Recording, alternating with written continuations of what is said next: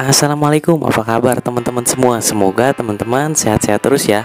Nah, sebelumnya gue ucapin selamat datang di channel Bukan Perawat Biasa teman-teman. Dan gue mau ngucapin banyak terima kasih buat teman-teman yang udah bantu support channel ini dengan cara subscribe, share, serta like teman-teman. Gue doain teman-teman sehat terus, berkah terus ya teman-teman, amin.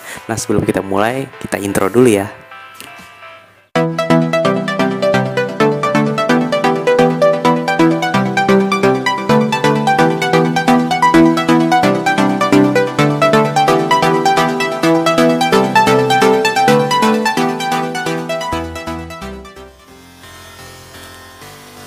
Nah teman-teman, pada video kali ini gue mau ngebahas tentang nyari rujukan ke rumah sakit lain kok susah gitu ya. Nah ini ada beberapa sekedar pengetahuan ya, atau enggak sedikit informasi dari apa yang gue tahu gitu ya. Biasanya kalau pasien ke UGD terus ruangan penuh atau enggak tidak bisa ditangani oleh rumah sakit tersebut, biasanya itu akan dirujuk ke rumah sakit lain. Ada dua pilihan biasanya ya, rujuk diantar dengan ambulan rumah sakit atau rujuk lepas sendiri, pergi dengan sendirinya gitu ya ke rumah sakit yang lain. Pilih mana? Nah ini ada dua intinya sih ada masing-masing kekurangan dan kelebihan ya teman-teman. Biasanya kenapa kalau nunggu ngerujuk pasien itu kok lama banget sih dapetnya ya. Misalnya keluarga gue ada yang sakit masuk rumah sakit ini, jangan keluarga gue deh ya misalnya ada si A keluarganya kecelakaan ya, kebetulan tempat kecelakaannya ke rumah sakit, misalnya ke rumah sakit B ya. Di rumah sakit B di situ butuh bedah spesialis saraf lah pokoknya gitu intinya ya, bedah saraf karena si A ini keluarganya pecah kepalanya lah, jadi perlu dibedah. Di rumah sakit B itu nggak ada dokter bedah tersebut, harus dirujuk ke rumah sakit lain. Nah kenapa bisa lama? Biasanya kalau kondisinya buruk ya, agak sulit biasa diterima ke rumah sakit lain. Kenapa agak sulit? Karena pasien yang dirujuk dalam kondisi yang kurang baik ditakutkan tidak transportable atau enggak memungkinkan kondisinya di jalan walaupun menggunakan ambulan, karena kondisi sewaktu-waktu itu bisa menurun drastis ya. Ketika perjalanan menuju rumah sakit yang dituju itu bisa kemungkinan sangat terjadi gitu. Dan biasanya juga rumah sakit lain pun nggak mau nerima kalau pasiennya jelek. Kenapa nggak mau nerima? Nggak mau nerima dalam artian, wah ini mah kemungkinan kasar ya, kemungkinan hidupnya sih kecil gitu, kemungkinan ya. Nanti dibawa pun malah justru 50-50 di jalan ya, pada saat kita mobilnya si pasien, si korbannya kita transportasiin pergi ke rumah sakit lain gitu ya, walaupun dengan oksigen dengan segala macam hemodinamik tubuh pasti bakalan berubah ya. Apalagi banyak banget pergerakan ya, dipindah dari tempat tidur rumah sakit naik ambulan di jalanan, belum goyang alatnya segala macem.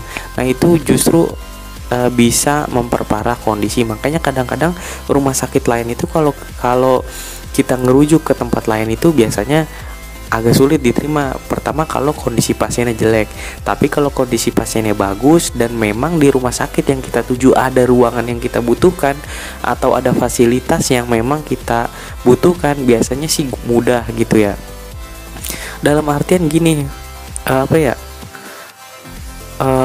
gimana sih maksudnya ya, gue juga bingung nih jelasinnya ya. Intinya sih gitu ya teman-teman ya, bukan karena ada ruangan terus nggak mau nerima karena BPJS, enggak juga sih bro kalau yang kayak gitu, karena hampir semua rumah sakit udah bekerja sama dengan BPJS gitu ya. Terus juga intinya sih gitu ya, kondisi pasiennya dulu yang saat itu intinya yang perlu biasanya di masing-masing rumah sakit itu melalui SPGDT ya. itu ditanya dulu kondisinya gimana. Kalau kondisinya jelek biasanya rumah sakit nggak menerima. Karena apa? Karena bisa terjadi perburukan di jalan gitu, dan mereka pun nggak mau ngambil resiko gitu. Di sini juga masyarakat awam juga harus tahu gitu ya, daripada membahayakan nyawa mendingan kita diemin aja di rumah sakit tersebut. Pak, tapi di rumah sakit si B nggak diapa-apain. Bukan yang nggak diapa-apain, emangnya mau diapain? Pasti dimasukin obat-obatan udah, dipasang infus juga udah, ya kan? Nggak mungkin nggak diapa-apain di rumah sakit itu. Dan gue pribadi sebagai perawat itu paling kesel kalau ada pasien ngomong, gue sering banget ya ada kecelakaan, jatuh. Kita biasanya kalau ada kegawatan gitu biasanya langsung kita kerjain ya, walaupun nggak ada keluarga ya udah kita jahit segala macam ini itu. Tiba-tiba udah kita selesai semua, udah dipasangin, terus keluarganya datang marah-marah, ini kok nggak diapa-apain sih, ini kok nggak diapa-apain sih. Gue paling enak banget kalau yang kayak gitu ya. Mendingan kalau yang kayak gitu ya kita sih tahu ya keluarga itu panik ya, tenaga medis pun udah tahu ya kalau keluarga panik gimana ya. Cuman jangan ngebentak-bentak gitu ya, baiknya ditanya dulu ini kenapa, udah diapain aja.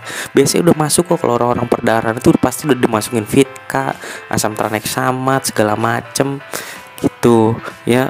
Jadi terus juga apalagi kalau nunggu rujukan, Pak ini harus dirujuk, ngerujuknya lama, kok rujukan nggak dapat sih gitu. Nah ini yang kagak dapat ini ya memang di rumah sakit yang lain itu memang penuh atau nggak mampu juga menerima, biasanya sih kayak gitu.